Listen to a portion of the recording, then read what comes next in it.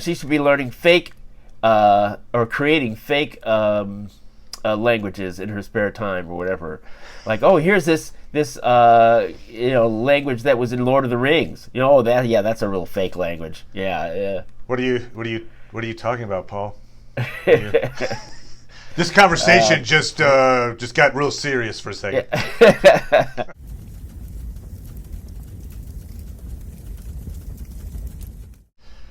Hail, Internet! It's Paul, it's Matt, the Dork Lords. We are here talking about Star Trek, Strange New Worlds, Season 1, Episode 5, Spock Amok. We open with a dream sequence, an homage to Amok Time from the original series, in which Spock is attending his wedding ceremony back on Vulcan, but T'Pring makes the human side of Spock fight with the Vulcan side. Of course, the weapon of choice is the traditional Lurpa, the Vulcan war shovel, and they bring back the awesome original series music. Bam, bam, bam, bam, bam, Yes. bam, bam, which I love that. Yes. So that was cool. We end with Spock and T'Pring in bed together. Number 1 and La'an complete Enterprise bingo on the hull of the ship, and share this amazing sight of an actual ship with sails gliding overhead.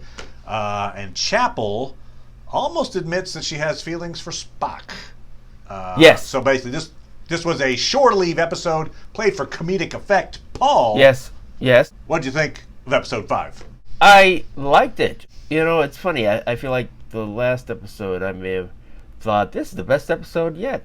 And, that means nothing now, because I felt after this one, this is the best episode yet. Oh, very nice. So we're halfway in, and you're saying they're on the rise. They're... So Yeah. That's awesome news. Yeah. I like this episode quite a bit as well. Well, I would expect you to, since there was plenty of humor there for you. There was plenty. I'll talk about that in a second. But the floor is yours, sir. What? What particularly? What I liked? I liked the humor. They did a good job of having a good, substantial story reason in terms of their relationship to each other and wanting to understand each other better, and not just merely, the gimmick of having them switch bodies, which is fair game. Obviously, it's fair game. It's in Star Trek. Been done many times before, so it's just fine to have it happen here. And it's really nice. I think they do a good job of that's. There's just a lot of good character work in it. Even small moments in this show, character moments really work. I really liked it. I agree. They came off of episode 4 with very high stakes, very, oh my God, the ship could perish at any second. And so now they're taking it's a comedic relief, yes. A little amuse-bouche, if you will.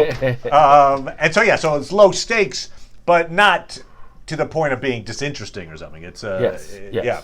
And as you say, they did come up with a good reason why they did the body swap, as opposed to just... whatever. One day they happen to bump heads and I'm you now.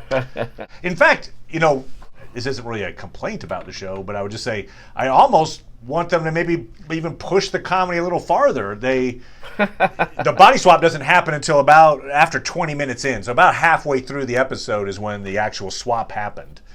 And at that point, they almost immediately kind of cop to the captain, right? They're like, yeah, we're swapped. I'd almost like... maybe if they'd have swapped a little earlier and we saw a few minutes of them trying to kind of secretly cope with being swapped, that might be, before they admit, like, okay, we need help. We need, and they go to the captain. So you wanted them to have more farce. Yep. With the common staple of farce, which is people don't tell people what they should tell them.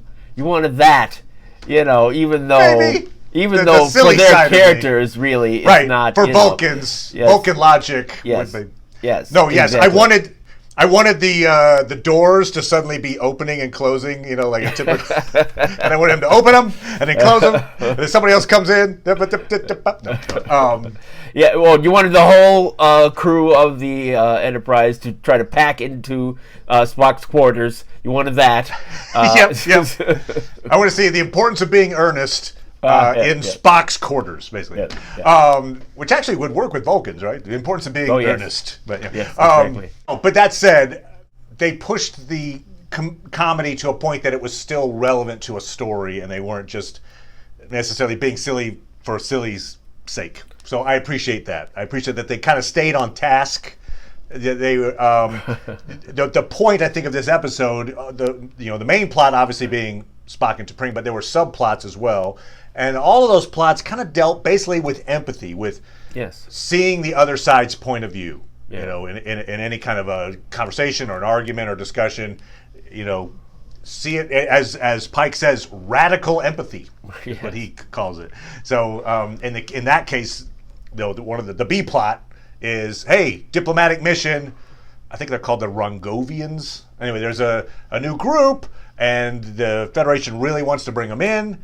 But Pike realizes that they are very empathic. I'm not sure empathetic, but they basically mirror the attitude presented to them by the other side.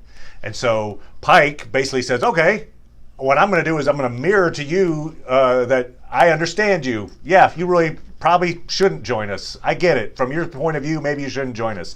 And that makes them think, they kind of take that empathy in and give it back. And so they end up joining the group. So it's so there's that version of empathy. Obviously, Spock and T'Pring. And I think you could also put it into the number one in La'an, the Enterprise bingo. She's known as like, what was it? Where fun goes to die. Fun goes to die, yes. Not a fun funeral. Yeah, right. Fun funeral. That was great. Another great line from this was I think it's Chapel says, "Who doesn't love hijinks?" Yeah. Yes. But so she gets to see life kind of from the other crew, from like what's a day in the life of a crewman like, and so she gets to see that side of things too. So that's kind of they kept on theme with that nicely.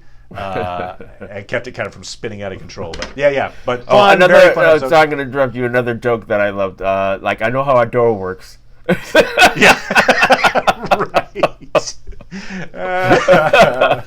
There were some pretty awesome lines in here. Yeah.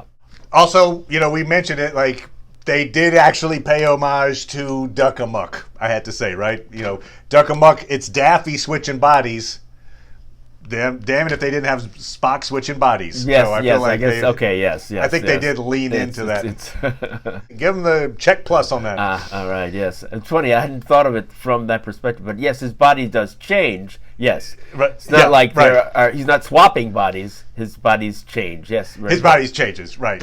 Same brain, different body. Yeah.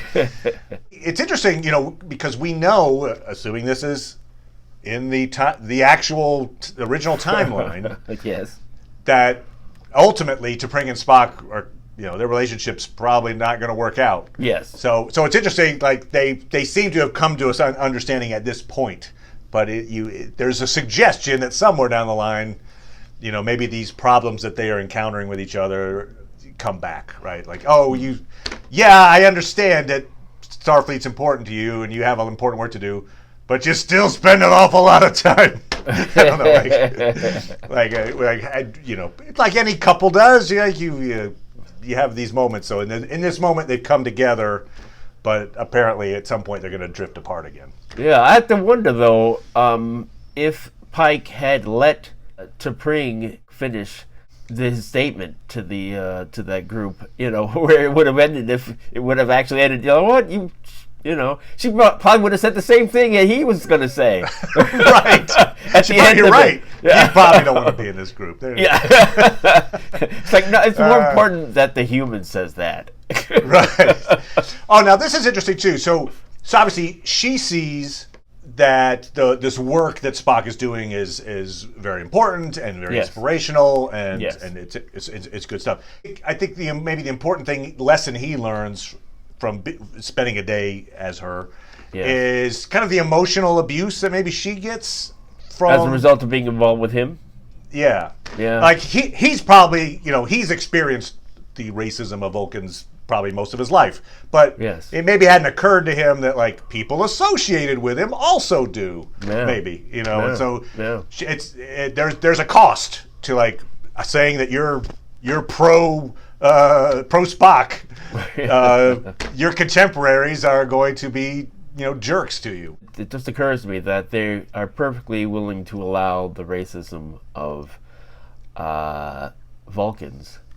It's their society, even though it's post-warp, still has bigotry towards humans. Like pretty pronounced too, right? Yeah, It yeah. just comes up quickly. Sample size 1. Oh, yeah, he's a jerk. There you go. Yeah. Yeah, but of course, the humans on Earth, they've solved that problem. Something I did like, because I was thinking about it in real time, and then the show actually said it. I was like, oh, well done. There's a moment where, Spock and Chapel have this, a relationship kind of working, not a romantic one, but basically at some point, Spock says to her, like, well, Vulcans can't lie. Yes. And I was thinking, well, and he follows it up with, at least not in the ways that humans do, or something like that. But like, it's like, yeah, good. He can't lie in the conventional human way, but he can figure out a way to not tell you what he wants. So I thought that was kind of a cool thing. Instead of just that blanket statement of like, I always tell the truth. Like, well, really, come on. Yeah. Plus, just that dream he has is probably this internal conflict we've seen with Spock, where it's the human side versus the Vulcan side, and the fact that they use it that he has human ears. I thought that was kind of interesting. Like, my ears are giving me away. Oh, and I guess ultimately his Vulcan side wins it's what wakes him up, right? His Vulcan side is about to kill him. If he was killing his Vulcan side, that goodbye. It's like, that was a good dream. I embrace illogic. Another very good episode. This show has really stepped up. And so kudos. Yeah, and that. I don't want to think. I don't think it's the main way that it achieves that is by not having, story arcs. I don't believe that to be true. I think that it's just a primacy and style that they really have down. They've really drawn those characters well. I think it's doing all that really well, and therefore that's why it's exceeding. I would say better than Discovery and better than Picard, certainly.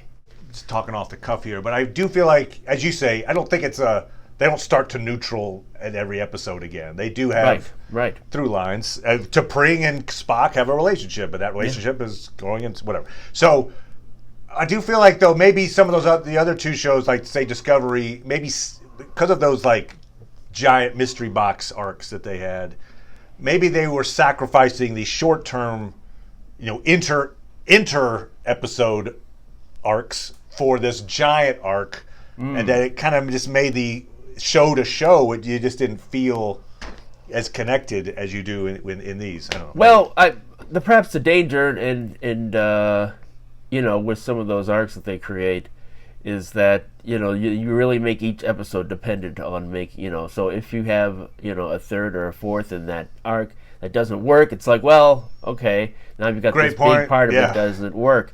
And so if the other part of the show that's not having to do with these characters, if it's always different every week, then that's what you gain out of it.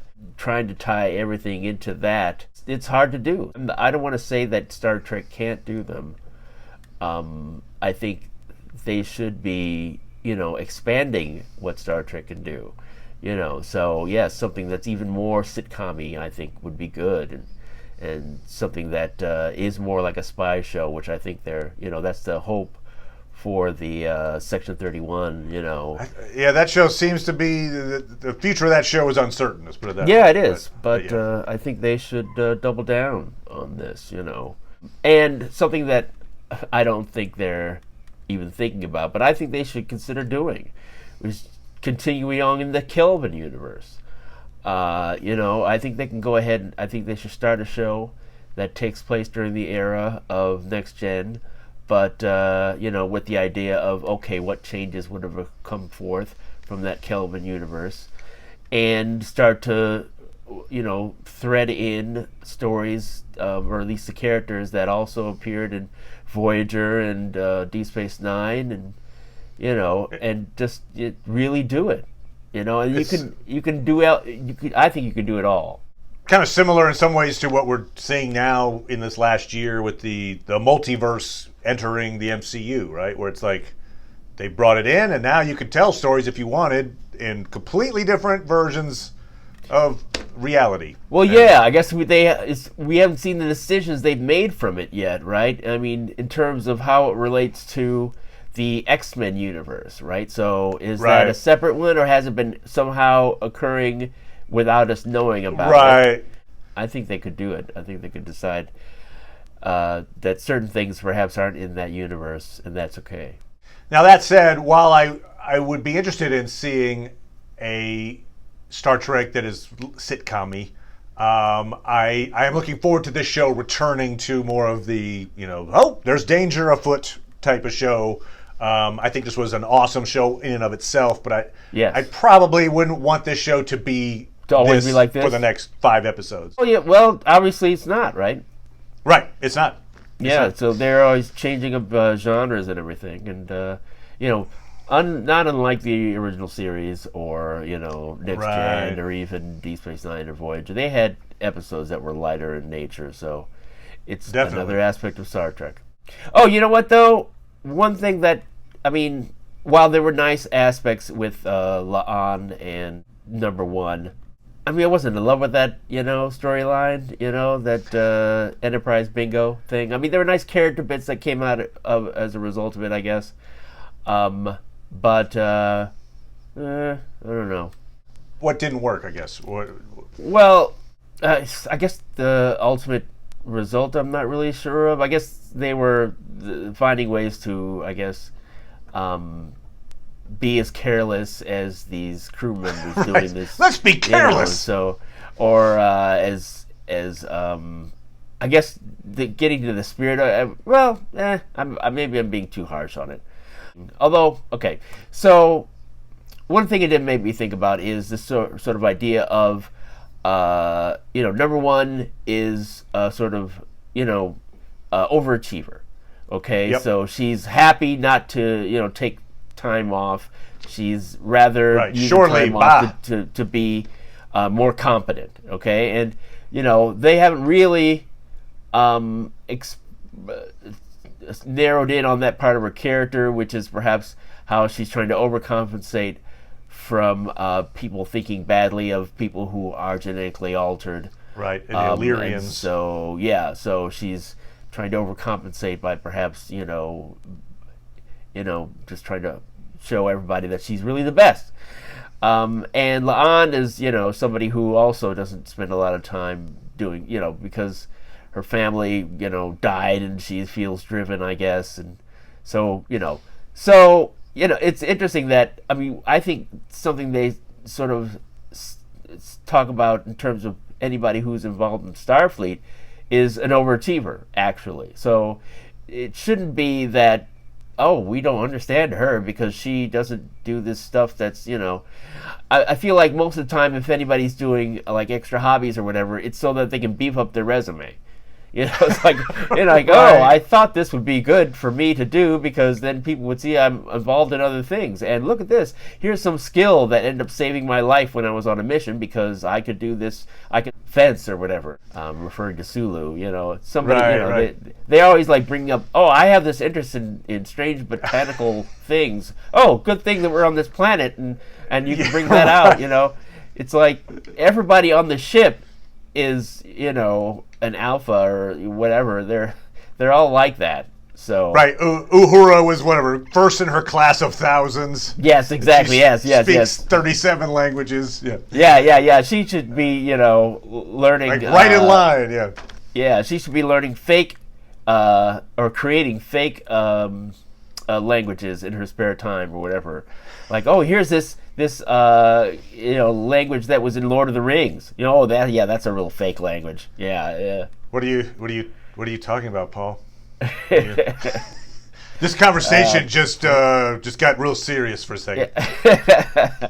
I'll just throw this out there because I was kind of wondering about the point of that the Enterprise bingo a bit as well, because they showed in the previously on that La'an and Number One had a the hazing. Good point. They brought out Enterprise bingo, but they also showed that La'an and they reminded us that La'an and Number One have a past. Yes. They're like, oh, I remember you from the crew or whatever. Blah, blah, blah. Are they building a relationship between those two? Is that where that's going? Like they share this beautiful moment on the hull of the ship. I don't know. Like, it's probably not that. But I was thinking to myself, is that where this is headed? Perhaps. Right. Well, I don't know. It's interesting that when La'an first learns that Una has been genetically altered, she says, "Oh, you've been lying to me this whole time," or whatever. And I guess the fact that she saved her life, and helped her sort of acclimate into this new thing is why they're so close. Interesting to think about if that's where they're going with the characters. Yeah. It's like they set this interesting thing up with Una in terms of she's genetically altered, and so how Starfleet deal with that. They set that up.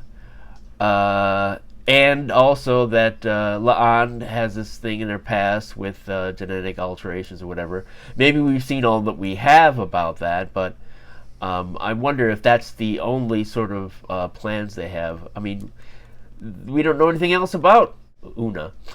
We only saw that pilot that started, and so there's not much to build around her. Right. In terms of, it's not like Spock's story, basically. Right. So we'll just see where these different characters progress in the second half of this season.